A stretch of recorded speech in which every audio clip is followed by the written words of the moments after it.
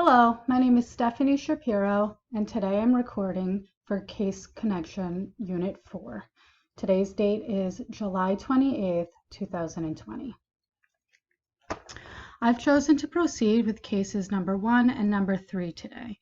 So I'll read to you case number 1, and then I'll go through the answers with you.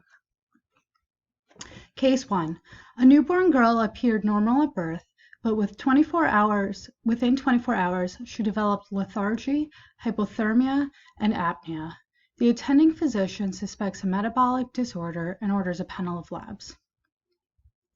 The question poses, what diagnostic would be the best to distinguish between a urea cycle disorder and a disorder in beta oxidation? The options are blood glucose, urinary acids, serum fatty acids, and plasma glutamine.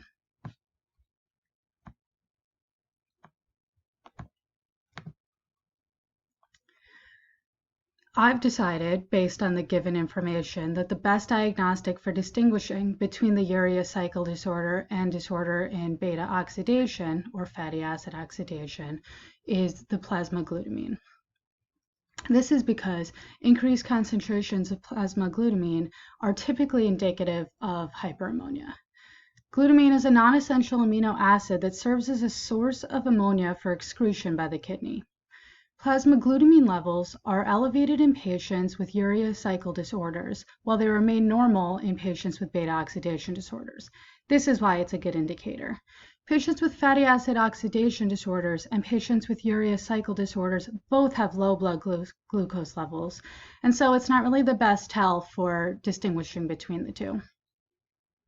The urinary acids test can be used to diagnose the urea cycle disorder, and can be used as an indicator of beta oxidation, but it's not used as a definitive diagnosis for beta oxidation. So again, it's not really the best option. Serum fatty acids are usually not present in cases of beta oxidation and are used to rule out urea cycle disorders. Again, not to diagnose them.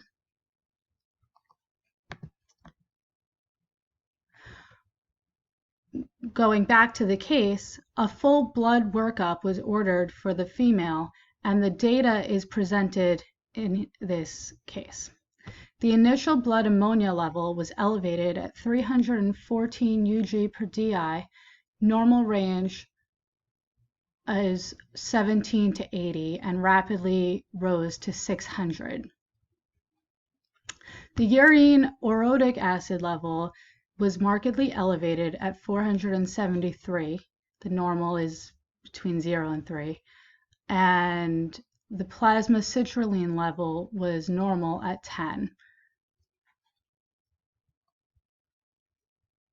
The next question poses, in this patient where orotic acid levels are elevated, list one urea cycle enzyme that is most likely deficient and one urea cycle enzyme that is least likely to be impaired. So in this patient, again, where the orotic acid levels are elevated, but the urea cycle enzyme that is most likely deficient is ornithine transcarbamylase, or OTC. The deficiency is among the most common in urea cycle defects. OTC deficiency is inherited as an X-linked manner. A heterozygous female can manifest symptoms of OTC deficiency if the X chromosome inactivation in her liver cells is skewed such that the X chromosome with the pathogenic OTC allele is active in more hepatocytes than the X chromosome with the wild type OTC allele. When OTC is deficient, carbamoyl phosphate is likely to be impaired as it accumulates, resulting in decreased orotic acid levels. And that can be seen in this diagram of the urea cycle. See, the carbamyl phosphate synthetase is here, and then the carbamyl phosphate leads to orotic acid, and then the next step is the OTC. So if this is deficient, this is going to accumulate. Here are my sources. Okay, now moving on to case number 3.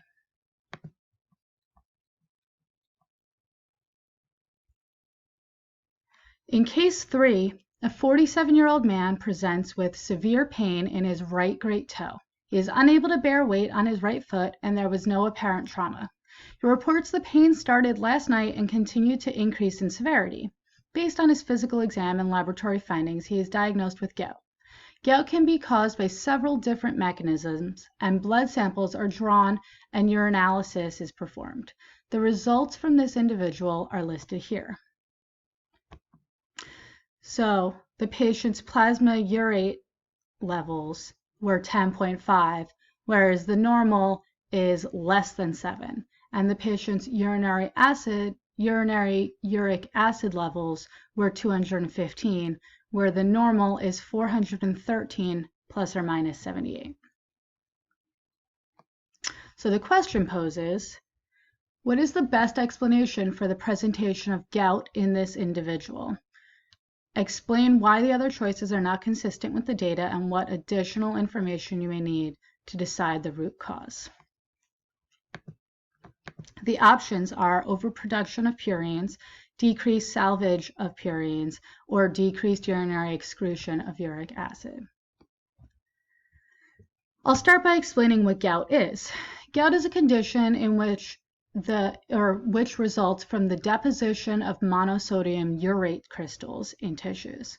High levels of serum uric acid leads to uric acid crystal formation.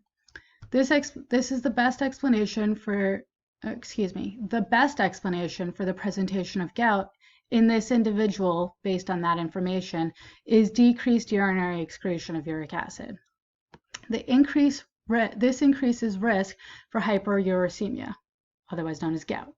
Hyperuricemia induces gout and kidney stones and accelerates the progression of renal and cardiovascular diseases. Humans show high serum uric acid levels because uric acid is the end product in the purine metabolism owing to the lack of the urate degrading enzyme uricase. The findings in one of the studies that I've listed in my sources finds that the major cause of overproduction of uricemia is not true overproduction of urate, but rather extrarenal urate underexcretion.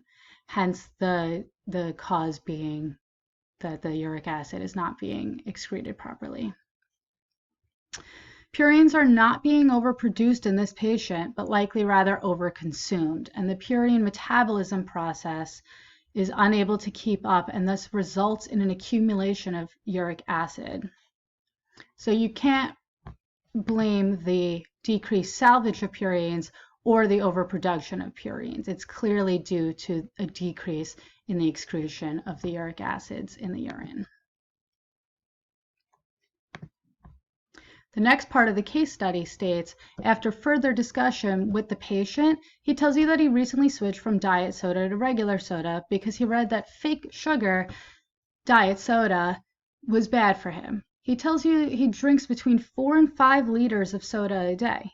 It's important to note that the primary sugar in most sodas is fructose or high fructose corn syrup.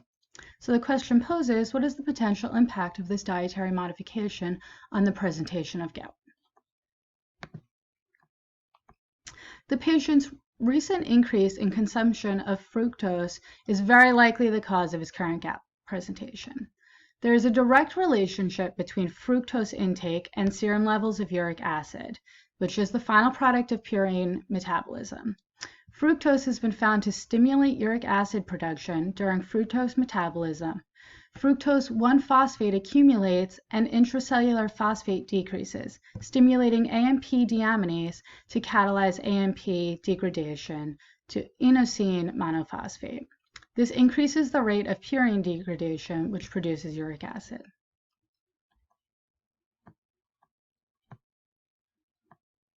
Here you can see the process of fructose, the fructose 1-phosphate, the uric acid. And here are my sources. And that is all for today.